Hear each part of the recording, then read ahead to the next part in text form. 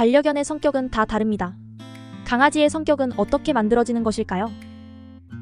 강아지의 성격의 변화는 사람의 아이처럼 다양한 요소로 구성되게 됩니다. 단 하나의 요소로 구성되는 게 아니라 많은 요소가 겹치면서 조금씩 성격이 만들어지는 것입니다. 성격에 영향을 주는 것은 대표적으로 4가지가 있습니다. 첫 번째, 선천적인 성향. 두 번째, 견종에 따른 성향. 세 번째, 환경이 주는 영향. 네 번째, 보호자가 주는 영향.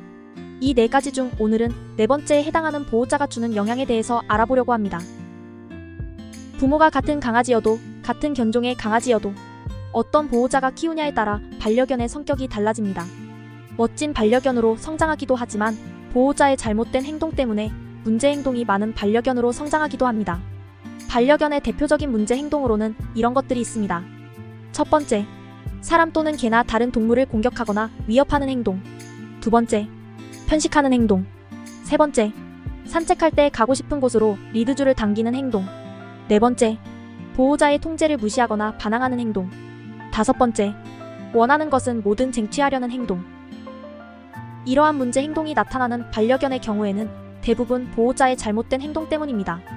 강아지 성격을 나쁘게 만드는 보호자의 행동 10가지에 대해서 알려드리겠습니다. 강아지 성격을 나쁘게 만드는 보호자의 행동. 첫 번째, 반려견이 옆에 있을 때 큰 소리로 소리 지르는 행동. 강아지들의 청각은 인간에 비해 16배나 민감합니다. 그래서 작은 소리에도 민감하게 반응하며 멀리서 나는 소리도 들을 수 있습니다. 이렇게 청각이 예민한 강아지에게 큰 소리를 치면서 화내거나 소리치는 경우 또는 가족들끼리 큰 소리를 내면서 싸우는 경우에 반려견의 성격을 나쁘게 만들 수 있습니다. 큰 소리를 지르는 것은 강아지에게 불안과 스트레스를 유발할 수 있으며 반려견의 성격이 예민하게 바뀔 수 있습니다. 또한 소리를 크게 지르는 것은 강아지와의 신뢰관계를 손상시킬 수 있습니다. 강아지는 주인의 목소리를 신뢰하고 그 목소리를 통해 안전하다고 느끼는 경우가 많습니다. 따라서 큰 소리를 지르는 것은 강아지에게 혼란과 두려움을 주고 보호자와의 신뢰관계를 악화시킬 수 있으며 작은 소리에도 예민하게 반응하는 반려견이 될 수 있으니 반려견의 앞에서는 큰 소리를 내지 않는 게 좋습니다. 두 번째, 반려견의 무리한 요구를 모두 들어주는 행동. 방금 사료를 먹었는데 간식을 또 달라고 낑낑거리거나 관심을 받기 위해서 짖거나 깨무는 행동 등 반려견의 무리한 요구를 모두 들어주는 경우 강아지는 이 경험을 통해서 학습하게 됩니다. 아, 내가 간식 달라고 울면 간식을 주는구나. 짖거나 깨물면 관심을 주는구나 하면서 이런 행동을 했을 때 자신이 원하는 걸 얻을 수 있다고 생각하게 됩니다. 이런 게 학습이 되면서 반려견의 성격이 나빠질 수 있습니다. 무리한 요구에 대한 것을 모두 들어준다면 강아지의 자립성과 자기 통제력을 감소시킬 수 있습니다. 어떤 것이든 요구할 때마다 그것을 얻는다면 스스로 문제를 해결하는 능력을 배우지 못하게 되며 강아지의 자신감이 저하될 수도 있고 불안, 불만 또는 공격적인 행동이 나타날 수 있습니다. 세 번째, 사료를 먹지 않을 때 간식을 주는 행동. 반려견은 종종 사료를 먹지 않습니다.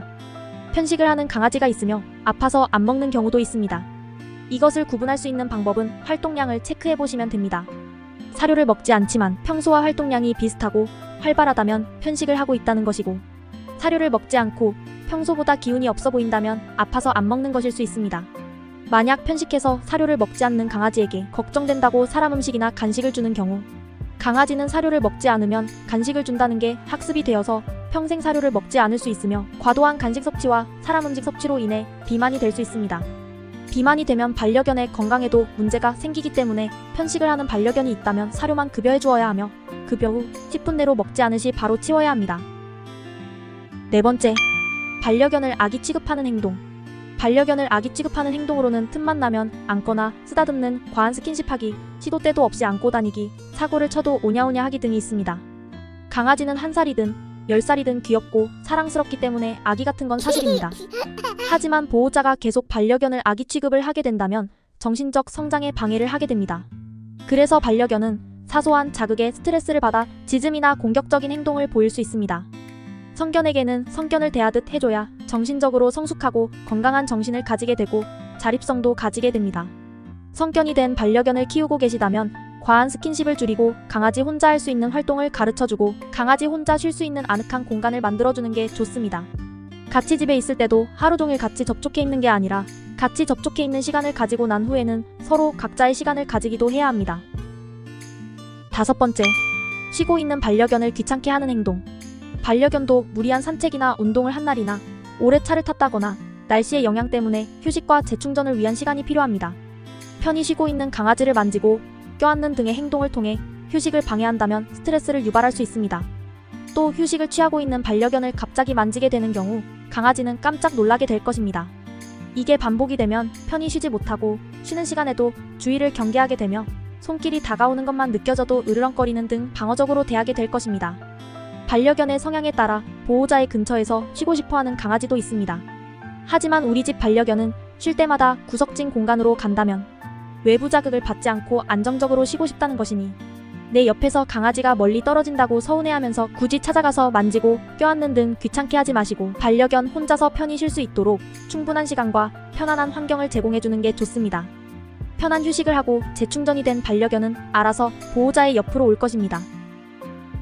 6번째, 의미 없는 말을 강아지에게 지속해서 하는 행동. 사람이 느끼기에는 강아지가 사람의 말을 이해하는 것 같지만 강아지는 사람의 말을 완벽하게 이해하지는 못합니다.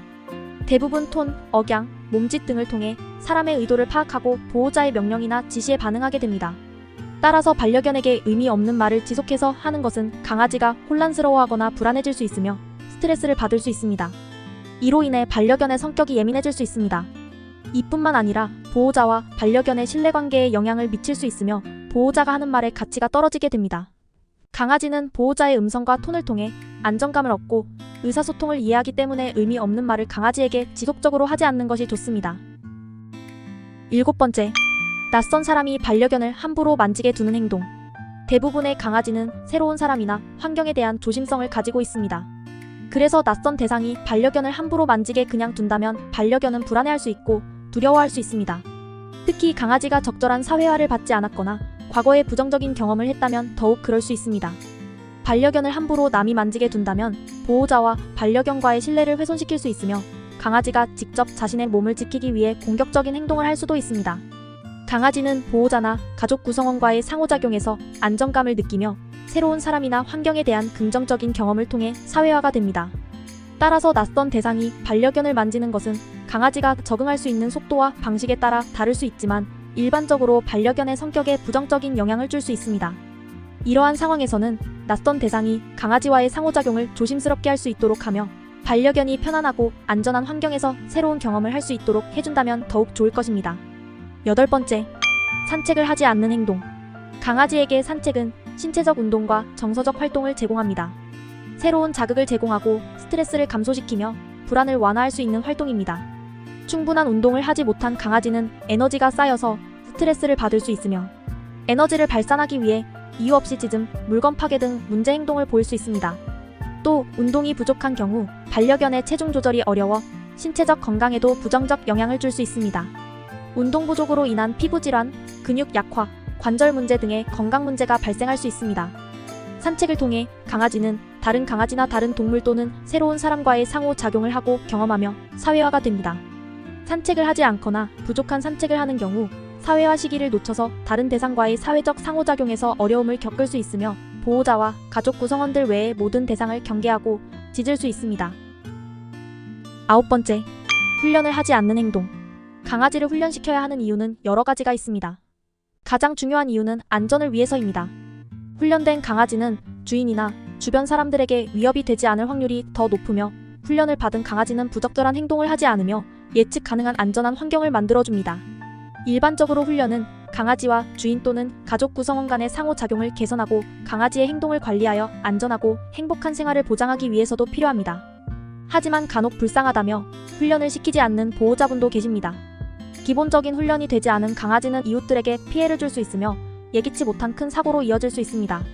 위험한 순간이나 특정 장소에서 보호자가 쉽게 반려견의 행동을 제어하기 위해서는 훈련을 필수로 해줘야 합니다. 10번째, 일관되지 않은 훈련을 하는 행동. 반려견에게 훈련을 하는 것도 중요하지만 일관된 훈련을 하는 것도 중요합니다. 반려견에게 일관된 훈련을 하지 않는다면 혼란스러울 뿐만 아니라 불안을 유발할 수 있습니다. 예를 들자면 반려견이 허용되는 행동을 한 번은 허용하고 다른 때는 안 돼 라고 하는 것은 혼란을 줄 수 있습니다. 허용되는 것은 매번 허용을 해주어야 하며 허용되지 않는 것은 매번 안 된다는 것을 알려주어야 합니다. 일관성 없는 훈련을 지속해서 한다면 기대한 훈련 결과가 나타날 수 없으며 반려견도 이런 훈련 때문에 불안함을 느낄 수 있고 부적절한 행동이 강화될 수 있습니다. 훈련을 할 때는 일관된 훈련을 해야 빠른 훈련 효과가 나타날 수 있으며 반려견도 불안과 혼란을 느끼지 않고 훈련에 임할 수 있습니다. 훈련을 할 때는 긍정적인 보상 훈련을 해주는 것이 좋습니다. 오늘은 내 강아지의 성격을 나쁘게 만드는 보호자의 행동에 대해서 알아봤습니다. 이 10가지 행동 중 해당하는 행동이 있으신가요? 내 반려견의 성격을 나쁘게 만든 게 여러분의 탓이라고 생각해 속상하실 수도 있을 것 같습니다. 하지만 앞으로 해당되는 행동을 하지 않고 관련된 훈련을 꾸준히 해준다면 반려견의 문제 행동이 서서히 사라질 것입니다. 반려견의 성격을 유지하고 긍정적인 행동을 유도하려면 일관된 훈련, 충분한 사회화 활동, 적절한 관심과 애정을 제공하는 것이 중요한 것 같습니다. 반려견과 보호자분 모두 행복한 날들만 가득하길 바라겠습니다. 오늘 영상도 시청해주셔서 감사합니다. 오늘의 영상이 유익하셨다면 구독과 좋아요, 알림 설정까지 부탁드립니다. 다음에도 유익한 영상으로 돌아오겠습니다. 다음 영상에서 만나요.